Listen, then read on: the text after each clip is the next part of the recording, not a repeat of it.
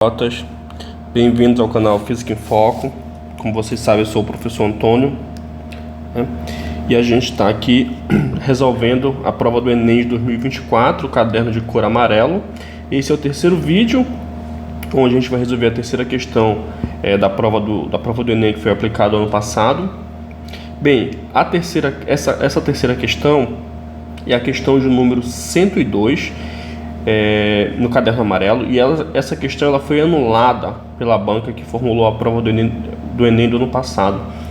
Por quê? Porque ela apresenta alguns erros. Mesmo assim, apesar desses erros, a gente vai resolver essa questão e discutir, né, o como fazer, né, porque a metodologia para se fazer esse tipo de questão ela é importante, e esse tipo de questão é muito comum nas provas do Enem. E além disso, a gente vai discutir por que ela está errada. Então, dando continuidade, olha o que a gente tem, né? A questão 102 traz para a gente o seguinte, né? Um estudante comprou uma cafeteira elétrica de 700 watts de potência, né? Então, ele comprou uma cafeteira elétrica de 700 watts de potência. Bem,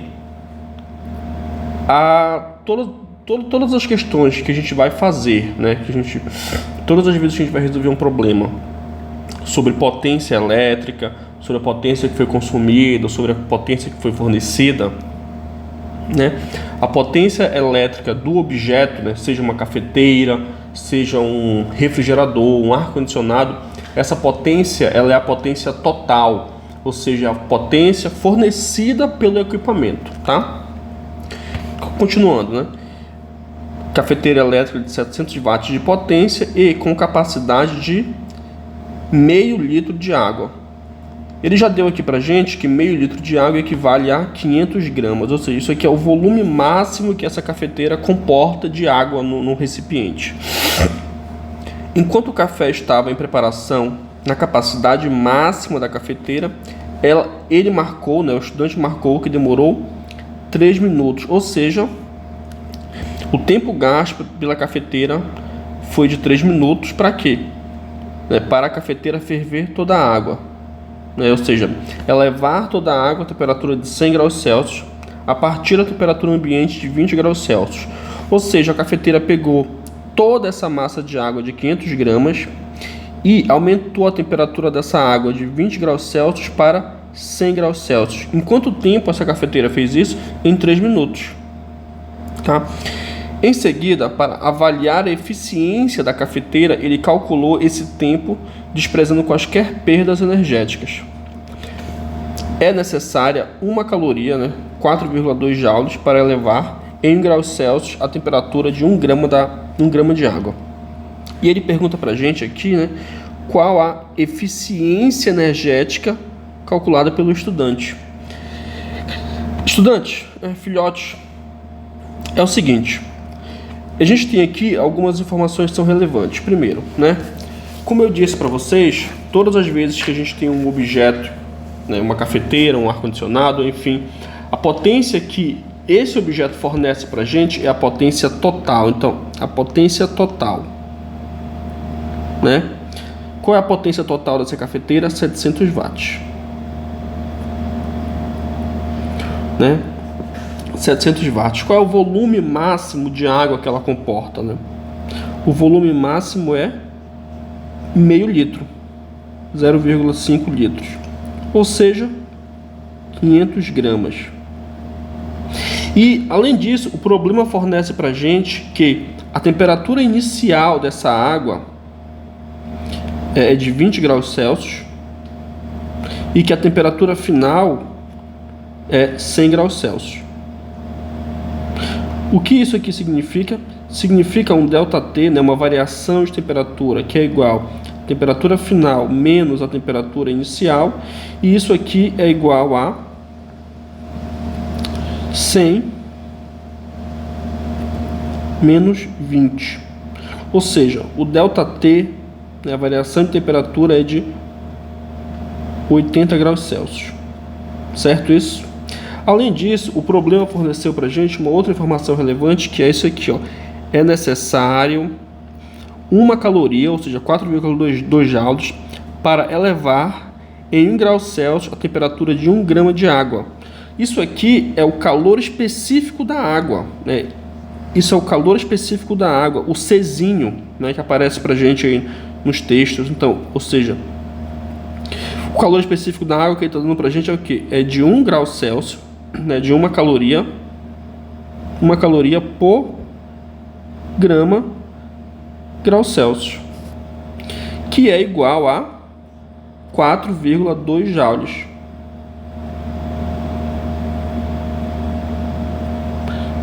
Né, que é igual a 4,2 joules. Né, o problema já deu essa informação para a gente, tanto em caloria por grau Celsius, quanto em joules. Agora, uma outra informação relevante que também nos foi dada é o tempo que essa cafeteira leva para aquecer essa água, né? Ou seja, o intervalo de tempo gasto pela cafeteira foi de 3 minutos. Né? Ou seja, 180 segundos. Lembre-se sempre que a gente tem que usar unidades no sistema internacional, né? Tá, e aí ele pede pra gente determinar aqui, ó, a eficiência energética calculada pelo estudante. Como é que a gente calcula eficiência energética? Né? Olha, eficiência quando a gente calcula a eficiência, a gente está determinando qual é a porção da potência total, ou seja, da energia total fornecida pelo equipamento, quantos por cento disso foi utilizado para efetivamente realizar trabalho, ou seja, quantos por cento da potência total aqui de 700 watts fornecido pela cafeteira foi utilizada para efetivamente aquecer a água, ou seja, então o rendimento nada mais é do que a potência útil, né? Potência útil, ou seja, a potência que foi utilizada dividido pela potência total. Lembra, como eu falei no início do problema, a potência total é sempre a potência que nos é fornecida pelo equipamento. Certo isso? Então, a variável que a gente desconhece aqui é a potência útil, ou seja, qual a potência que a cafeteira efetivamente usou para realizar trabalho, ou seja, para aquecer a água. Então, a gente vai calcular essa potência aqui, essa potência útil da cafeteira. Então, observem aqui. Eu vou mudar aqui a cor, a gente vai usar agora azul. A potência útil, a potência total, a gente sempre pode escrever como, né, POT igual a energia por unidade de tempo, né? Ou seja, energia medida em joule, tempo medido em segundo, então a gente tem aqui joule por segundo, que é o que a gente chama de watt, né? A potência da cafeteira foi nos dada em watts, 700 watts, tá? Agora, qual é o trabalho da cafeteira, né? A cafeteira gasta essa energia aqui para exatamente fazer o quê? Para aquecer a água, tá? Para aquecer a água, ou seja, quando ela aquece a água, ela fornece energia térmica para a água. E energia térmica é o que a gente chama de calor. Então, isso aqui é quantidade de calor. Quantidade de calor. Mas, professor, como é que eu calculo essa quantidade de calor? Que macete, né? Quantidade de calor é igual a massa vezes o calor específico vezes a variação de temperatura vezes o ΔT. Então, como é que isso aqui fica, filhote? Isso aqui fica assim, olha. A potência, né, POT. Lembra, essa energia aqui é a quantidade de calor, né? Então, quantidade de calor Q dividido pelo tempo. E essa quantidade de calor, como o problema falou pra gente que a água foi apenas aquecida até 100 graus Celsius, ela não mudou seu estado físico. Então a gente está falando de quantidade de calor sensível e não quantidade de calor latente, que é a quantidade de calor associada com mudança de estado físico. Então, quantidade de calor sensível é que macete, né? É massa vezes calor específico vezes variação de temperatura dividido pelo tempo, Professor, como é que fica isso? Bem, então, pote, a massa de água nos foi fornecida, 500 gramas de água, o calor específico da água foi dado também, né, 1 caloria por grau Celsius, ou 4,2 joules. A gente já vou usar o resultado em joules, porque aí a gente vai obter a nossa potência em watts. Então, observa, então isso aqui é 4,2, que multiplica a variação de temperatura, que é de 80 graus Celsius. Tudo isso dividido pelo tempo. O tempo é de 3 minutos, o que corresponde a 180 segundos. Então, observa, né? Cancelando um zero aqui com um zero aqui, o que a gente tem no final é isso.